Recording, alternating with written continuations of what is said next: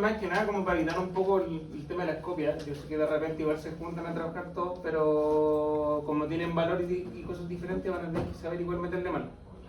¿Ya? Aquí se ve, por ejemplo, una vista frontal de cómo debiese quedar este edificio de planta libre, ¿ya? Con su largo y altura. Y esta es la vista transversal. Ya, obviamente esto va a estar compuesto por columnas, vigas y losas. Esta es como la planta. Entonces ahí van las vigas y las losas. Aquí también las definimos como con numeración porque van a tener como distintos tipos de carga. Ya vamos a llegar a eso. Y las secciones de la columna, que va a ser cuadrada, H por H, y la sección de la viga, H por B. ¿Ya? Y el espesor de las losas. Aparece todo bien genérico por lo mismo, porque en la medida que ustedes anoten en la lista, o los compañeros como quedan, hay uno acá que, por ejemplo, ocupa el alumno 1, digamos, del grupo. Se va a usar su dígito verificador del root. Y acá, por ejemplo, van a entrar, no sé, cuál es como las luces que va a tener el edificio, o lo largo o lo alto de los pisos, por ejemplo, el ancho de la viga, el espesor de la losa y la ubicación donde está el edificio, ¿ya? También acá, por ejemplo, aparece a qué están destinados cada uno de los pisos. Lo vamos a ver, pero por eso que hoy día en la clase va a ser como de revisar un poquito las normas para que no se sientan tan perdidos, ¿ya? Entonces, el segundo piso, en este caso, va a ser un museo en tales losas, en este caso creo que son todas. Tercer piso, dependiendo si va a ser una bodega, cierta cantidad de losas, otro puede ser oficinas, por ejemplo. Y el techo, ¿para qué va a ser? En general siempre los techos deben ser con mantención, aunque aquí dice mantención de uso público en todas las... Ya van a entender por qué. Cuando nos metamos la norma, digamos, de la sobrecarga, sale todo esto clasificado. Entonces, está pensado como en ese sentido que hayan dejado el trabajo de esta manera, ¿ya? Obviamente la ubicación geográfica les va a dar para el tema de las presiones de viento y la zona sísmica. Y el último anexo, que es similar también, en este caso sería el alumno 2, el número dígito verificado. En caso de que sean solos tendrán que van a ocupar su mismo dígito en ambos. ¿Ya? Aquí aparece el tipo de suelo y los tipos de sobrecarga por peso propio. ¿Ya? Ya, yo sé que por ahora como acceso a información, pero ya la van a poder ir revisando tranquilo. ¿Ya? Para ello se requiere sus servicios de ingeniería estructural para el diseño de vigas, losas y columnas que componen la estructura según el código 618 del 2019. Lo voy a subir, el único problema es que lo tengo como una versión como escaneada. Yo igual se lo pedí a la escuela, me dijeron que para el otro semestre ya la debería tener como adquirida original. Ya, así que por ahora vamos a que trabajar con eso. O trabajen con la del 2014 por último, después buscan porque cambia algunos factores, pero es bien poco. Reportando una memoria y cálculo. Por razones constructivas se solicita que los elementos estructurales se diseñen en función del elemento más solicitado por piso. Ya esto es importante. Piensen que por cada planta finalmente van a tener 3, 6, 12 columnas, por ejemplo. Entonces no van a estar entregando 12 columnas de diseño separadas por cada piso, sino que ven cuál tiene más solicitación y diseñan esa para todo. Lo mismo por el segundo piso y lo mismo por el tercero. Ya, algunas consideraciones, los planos, bueno, obviamente están en el primer anexo, que básicamente esto como para que se orienten. El modelo en sí lo debiesen poder hacer en una hora, como mucho yo creo. Ya, entonces es relativamente sencillo porque se replican muchas cosas, salvo que tienen que ir viendo dónde hay espesores diferentes y el tema de las cargas va a ser un poquito más lento. ¿Ya? Otra cosa que yo les recomiendo, y yo lo aprendí después de mala forma, y cuando se pongan a hacer el modelo, ya obviamente ustedes definirán si lo hacen en SAP o en ETA. Yo les recomendaría usar SAP, pero como quieran, no hay problema. Ambos sirven. Ya, entonces uno crea el modelo como un paso 1, o crear el archivo. Y esto es similar a cuando uno hace como la típica broma de la tesis, que es tesis versión 1, tesis versión 2. Y esto es súper útil. Crearlo con una versión por un tema de que yo como lo voy trabajando, es decir, por ejemplo, en mi versión 1 hago todo, no sé, el engrillado. Engrillado y definir materiales, por ejemplo. Ya, después paso como una versión 2, o sea, básicamente copio el archivo y hago la modelación. Ya, y después como un paso 3, una vez que tengo toda la modelación, me pongo recién a cargar el modelo. ¿Por qué les digo esto? La versión 4 ya es como analizar el modelo.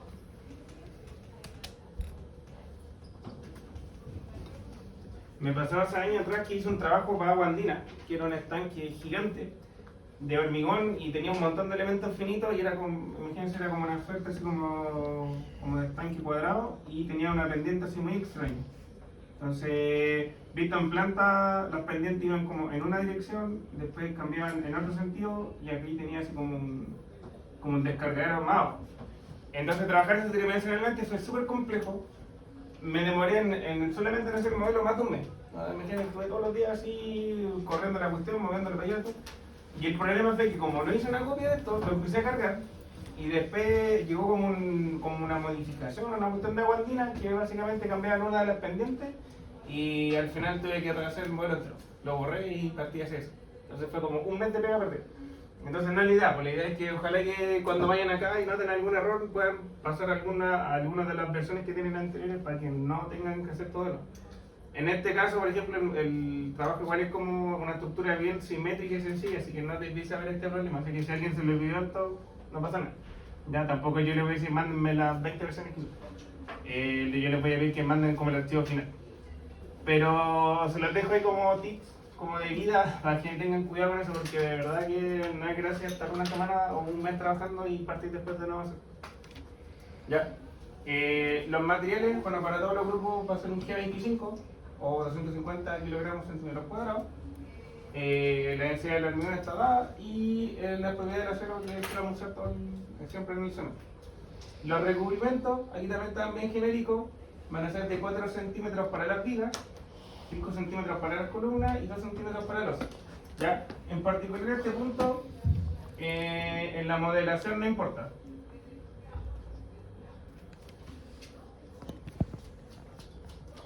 ¿Ya?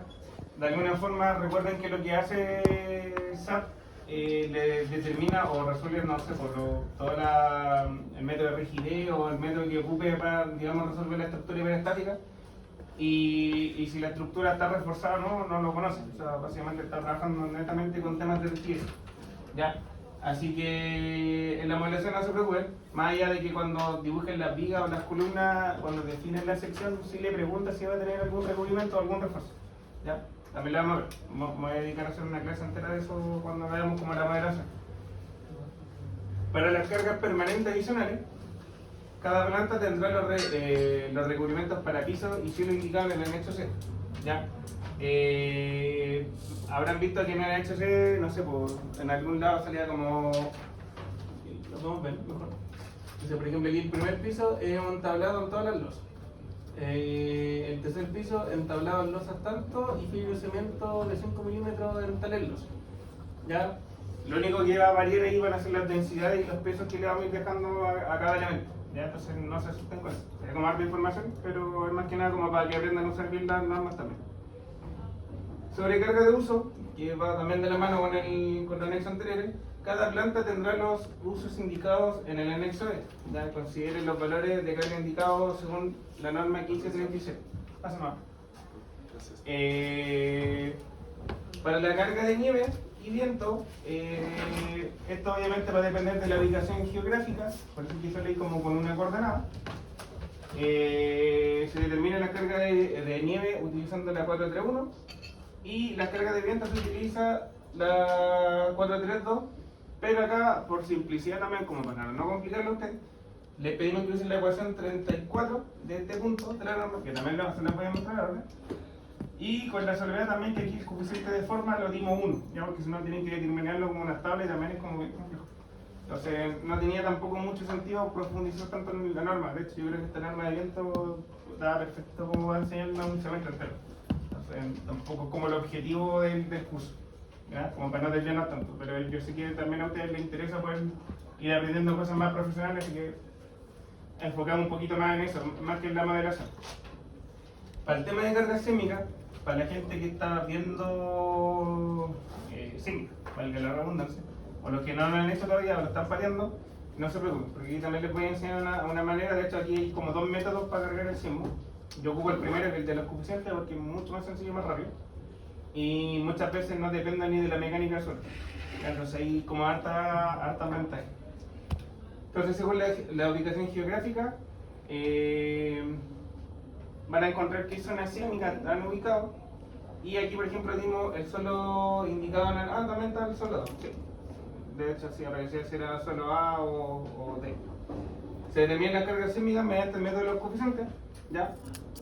O mediante el método modelo astral, utilizando la norma 433. En este caso, que eso era lo que les mencionaba, al ser un edificio, en este caso habitacional o de uso de personas, se ocupa la norma la 433. ¿Ya? Aquí obviamente, sí, Matías lo dejó escrito bien. Post terremoto del 2010, la norma tuvo un decreto supremo, que es el 61, donde básicamente cambiaban la clasificación de los suelos. Ya, yo tengo la norma 433, tendría que revisarla porque no sé si la tengo subida, donde están ambas cosas incluidas, ¿ya? Entonces no es que tengan que buscar un archivo separado. En su momento, yo cuando hice los cursos de diseño en la universidad, me tocó efectivamente andar con dos documentos, que era la 433 y el decreto por separado, ¿ya? En este caso ya está como bien compilado. Entonces imagínense que han pasado 13, 14, 13 años del terremoto y todavía no está la norma, así como la norma 433 del año, no sé, 2012 publicar. Entonces, para que vean lo lento que es cada vez que hay como modificaciones a las normativas vigentes.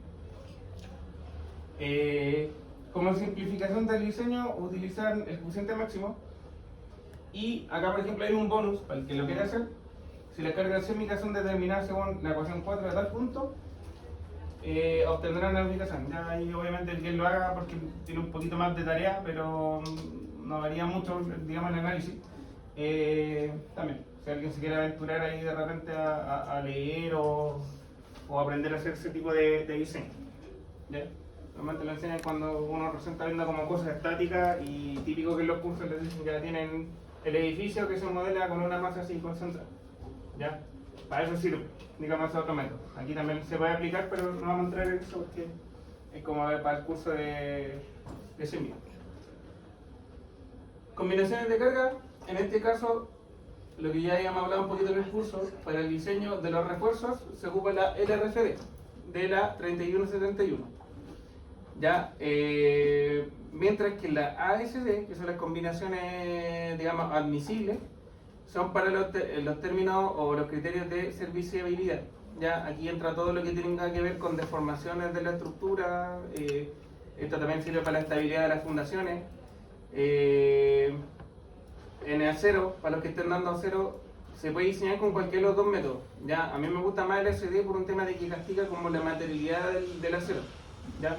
Mientras que la LRFD, básicamente un análisis como probabilístico de cuánto podrían aumentar las cargas. Entonces, tenéis como las dos opciones: o castigáis el acero y veis cuánto va a resistir, o aumentar las cargas y veis si el acero es suficiente para soportar.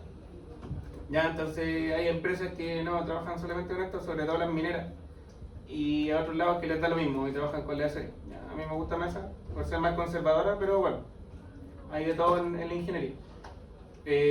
Para el tema de las deformaciones visibles, porque también las van a tener que verificar, aquí les dimos al tiro los parámetros para que no los tengan que buscar. En vigas, este es el término normal que se ocupa, el L300, estamos hablando de la luz de la viga dividido en 300 y van a ver cuánto es la deformación. ¿Ya? Para las losas también vamos a ocupar lo mismo, ¿vale? Por un tema de simplicidad. En el techo, en este caso sísmicamente es el 1,5% de la altura. ¿Ya? Básicamente es el edificio y mide H.